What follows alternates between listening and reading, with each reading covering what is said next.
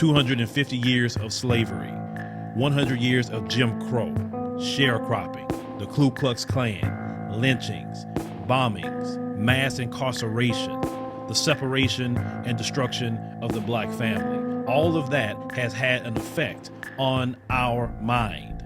Our mind needs to be decolonized. We today are experiencing mental slavery, not physical slavery as once our ancestors had to endure. In my book, 7 Steps to Decolonize the Mind, we take you through every step to start releasing the chains that's on your mind. He or she who controls the mind control the person. It is in a vested interest of the white supremacist system to keep your mind bogged down in a mental slavery, throwing entertainment, throwing drugs, throwing alcohol, anything they can at you to keep you bogged down. You got to free yourself from mental slavery by purchasing our book, 7 Steps to Decolonize the Mind, today on Amazon.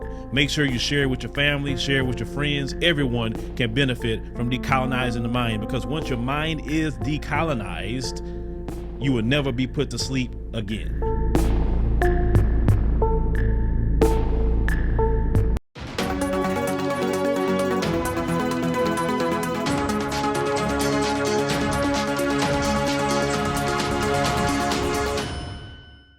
Hello fam, welcome back to the African Diaspora News channel. I am Wongel Zelalem, bringing you the story. Today's story is about a German coach who used a racial slur to describe African cyclists, and he's fired. We're not mad at that.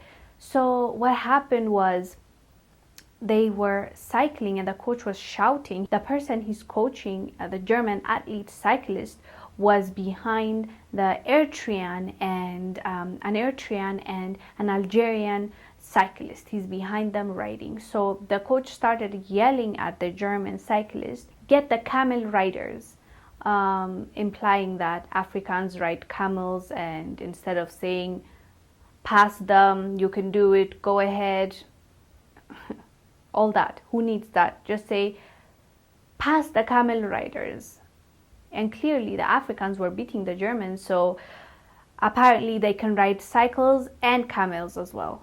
Whatever, like, and it's the ignorance for me. The fact that he thinks all Africans ride camels, hence the Eritrean and the Algerian, even though they're two different countries. One is from Northern Africa, one is from Eastern Africa, and just bundling them up together like all he sees is color. Black, oh okay, you guys ride camels. Oh okay, you guys live in huts. That kind of mentality. So thankfully it was caught on camera. At that moment people didn't understand what exactly he was saying, but once people replayed it and heard what he was saying, he was fired quickly. And then he apologized. He said, "My sincerest apology for my words. I apologize. In the heat of the moment, I said something I regret, and I'm sorry." But the Olympics still fired him, and frankly he needed to learn his lesson.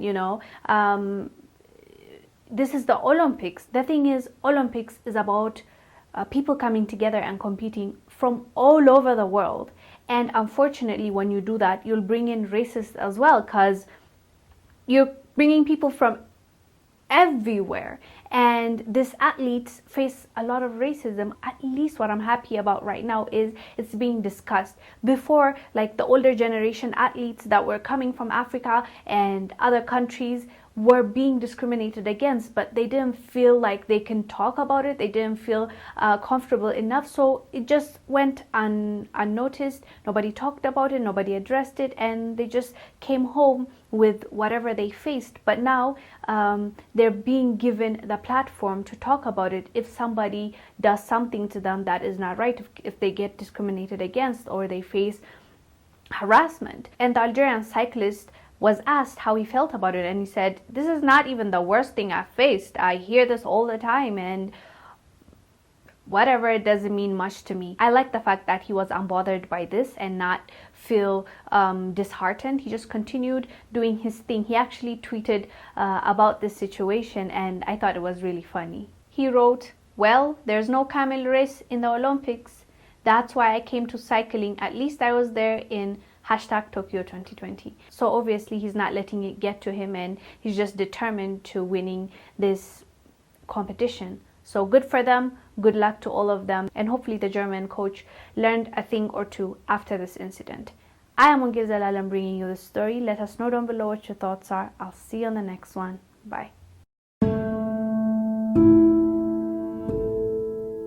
Are you tired of the violence, tired of the injustice, police brutality, rampant discrimination, lack of gun control in this failed biased socioeconomic experiment called America?